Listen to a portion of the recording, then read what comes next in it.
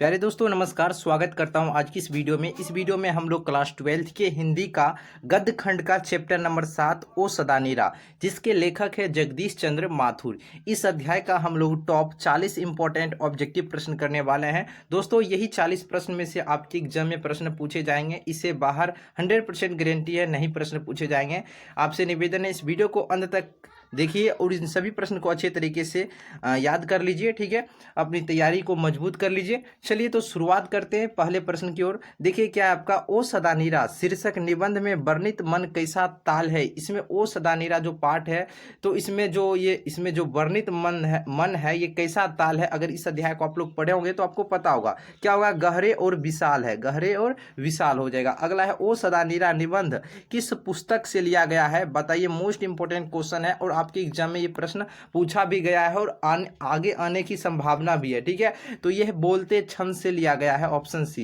गंडक नदी का जल सदियों से कैसा है, चल रहा है। सरैया मन ताल का जल कैसा है, इसका जल कैसा है, स्थिर है। ऑप्शन नंबर आपका बी हो जाएगा राइट आंसर। अगला है वसुंधरा भोगी मानव और धर्माध मानव एक ही सिक्के के दो पहलू हैं। यह पंक्ति किसके द्वारा लिखी गई है, ये जगदीश चंद्र माथुर जी के द्वारा लिखा गया है। रामपुरवा कहाँ है, भीति हरवा के पास। गांधी जी को महुए के पेड़ के नीचे किसने जगह दी थी, तो मंठ के महंत ने। गांधी जी की झोपड़ी को डैश ने जला दिया था, एमन साहब के कर्मचारियों ने। Option number C is right answer हो जाएगा। अगला है बहुजन संप्रेषण के माध्यम पुस्तक किसने लिखी है। इस पुस्तक के रचयिता है आपका माथुर जी, जगदीश चंद्र माथुर जी। निम्नलिखित में से कौन सी रचना माथुर जी की जगदीश चंद्र माथुर जी की नहीं है, तो यह कह रहा है माथुर जी की है, तो ओ सदा नीरा जगदीश चंद्र माथुर जी की ये लिखा गया है रचना। ठीक है, अगला है ओ सदा नीरा शीर्षक पाठ किस विधा के अंतर्गत आता है। ये एक क्या है, निबंध है। जगदीश चंद्र माथुर मूलतः क्या थे, ये एक मूलतः नाटककार हैं। ओ सदा नीरा निबंध जो है ये बिहार के किस क्षेत्र की संस्कृति पर लिखी गई है, चंपारण। चंपारण हो जाएगा, ऑप्शन नंबर डी हो जाएगा। चंपारण क्षेत्र में बाढ़ का मुख्य कारण क्या है, इसका मुख्य कारण था जंगलों का कटना। जगदीश चंद्र माथुर जी की किस राज्य के शिक्षा सचिव नियुक्त हुए थे, ये माथुर जी किस राज्य के शिक्षा सचिव नियुक्त हुए थे, मध्य प्रदेश के। 12वीं सदी के लगभग 300 वर्ष तक किस वंश का शासक था, तो ये है आपका कर्नाट वंश का। साथियों अगर वीडियो आपको अच्छा लग रहा हो तो वीडियो को लाइक करके चैनल को सब्सक्राइब कर लीजिएगा। ठीक है, अगला क्वेश्चन है अंग्रेज ठेकेदारों ने किस चीज की खेती का विस्तार किया, तो ये है नील की खेती का विस्तार। और इसका पीडीएफ नोट्स लेना चाहते हैं तो आप वीडियो को अंत तक देखिए, आपको हम लास्ट में बतलाएंगे। ठीक है, अगला देखिए राजा हरि सिंह देव को गयासुद्दीन तुगलक का सामना कब करना पड़ा, तो साथियों बताइए कब करना पड़ा। तो देखिए 4 ऑप्शन दिया गया है, इसमें आपको डेट याद रखना 1325 ईस्वी में। ऐसे ये क्वेश्चन आएगा नहीं। ठीक है, धागरों को नील की खेती के सिलसिले में कब लाया गया था, तो साथियों ये 18वीं सदी के अंत में। ठीक है, पुंडलीक जी कौन थे, पुंडलीक जी साथियों शिक्षक थे। ठीक है ना। अगला है निम्नलिखित में से कौन सा नाटक जगदीश चंद्र माथुर रचित है, तो ये है आपका कोणार्क। ये नाटक है जो माथुर जी के द्वारा रचित है। निम्नलिखित में से कौन सी उपाधि माथुर जी को मिली है, तो वह है विद्या वारिधि की उपाधि। माथुर जी को फितिहरवा पहुंचने पर कौन मिले थे, तो इनको मिले थे पुंडलीक जी। पुंडलीक जी ने निर्भीकता किससे सीखी है, बताइए।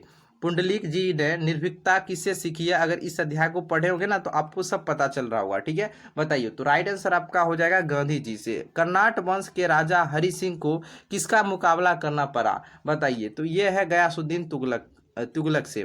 चंपारण में धागर कहाँ से आए, तो ये हो जाएगा छोटा नागपुर से। गांधी जी चंपारण में कब आए, अप्रैल 1917 को। अप्रैल 1917 को, ऑप्शन नंबर डी। अगला देखिए साथियों क्या है, 3 कठिया प्रथा का संबंध ये नील की खेती से है। पंडई नदी कहाँ तक पाई जाती है, साथियों ये पंडई जो नदी है कहाँ तक पाई जाती है, ये भिखनाथोरी तक पाई जाती है। इस अध्याय में वर्णन किया गया है ओ सदा नीरा निबंध में। ठीक है, बराज कहाँ बन रहा था, तो ये है भैंसालोटन में। ठीक है ना। आम्रपाली यानी कि अम्बा हो सकता है, अम्बपाली भी लिखा रहे, ने तथागत को क्या सौंपा था, ये है आम्रवन, क्या सौंपा था? आम्रवन। ठीक है साथियों, अगला देखिए, मंठ के महंत ने गांधी जी को कहाँ शरण दिए थे, बताइए। तो ये हो जाएगा एक महुए के पेड़ के नीचे। जगदीश चंद्र माथुर जी का जन्म हुआ था, इनका जन्म 16 जुलाई 1917 को हुआ था। वैशाली महोत्सव का बीजारोपण क्या? तो ये है आपका साथियों जगदीश चंद्र माथुर जी ने किए थे। अगला देखिए, कौन सी कीर्ति माथुर जी की इनमें से नहीं है, बताइए। तो ये हो जाएगा रेशमी टाई माथुर जी की कीर्ति नहीं है। बाकी बात मेरी बांसुरी बंदी और कोणार्क, ये तीनों जगदीश चंद्र माथुर जी की कीर्ति है। अगला है, कौन सी कीर्ति माथुर जी की इनमें से है? तो साथियों बताना इनमें से कौन सी कीर्ति है जो माथुर जी की है? भोर का तारा। बोलते क्षण किस साहित्यिक विधा की कीर्ति है? ये निबंध हो जाएगा, निबंध। अगला, ओ सदानेरा किसको निमित्त बनाकर लिखा गया है? ये है गंडक नदी को। थारन शब्द किस शब्द से विकसित हुआ है? थारन जो है ये थार से विकसित हुआ है। अगला, बिहार के सुप्रसिद्ध सांस्कृतिक उत्सव वैशाली महोत्सव का बीजारोपण किसने किया था? इनका बीजारोपण जगदीश चंद्र माथुर जी ने किया। ओ मेरे सपने क्या है? ओ मेरे सपने ये नाटक है। गौतम बुद्ध का आविर्भाव कब हुआ था? इनका आविर्भाव साथियों 2500 वर्ष पहले हुआ था। राजा हरि सिंह देव को किसका मुकाबला करना पड़ा था? इनको गयासुद्दीन तुगलक का मुकाबला करना पड़ा। ओ सदानीरा के लेखक कौन है? जगदीश चंद्र माथुर जी हैं। कोणार्क के नाटककार हैं जगदीश चंद्र माथुर, अभी जस्ट बतलाएं आपको, जगदीश चंद्र माथुर। और आज का लास्ट क्वेश्चन है, 10 तस्वीरें के रचनाकार कौन है, बताइए। जगदीश चंद्र माथुर जी हैं। साथियों वीडियो अच्छा लगा तो लाइक करके चैनल को सब्सक्राइब करिए, अपने दोस्तों में वीडियो को शेयर कीजिए। और इसका PDF नोट्स लेना चाहते हैं तो आपको हमको इस नंबर पर मैसेज करना है, व्हाट्सएप पर 99 39 73 54 42। इस नंबर पर हमको व्हाट्सएप पर मैसेज कीजिएगा।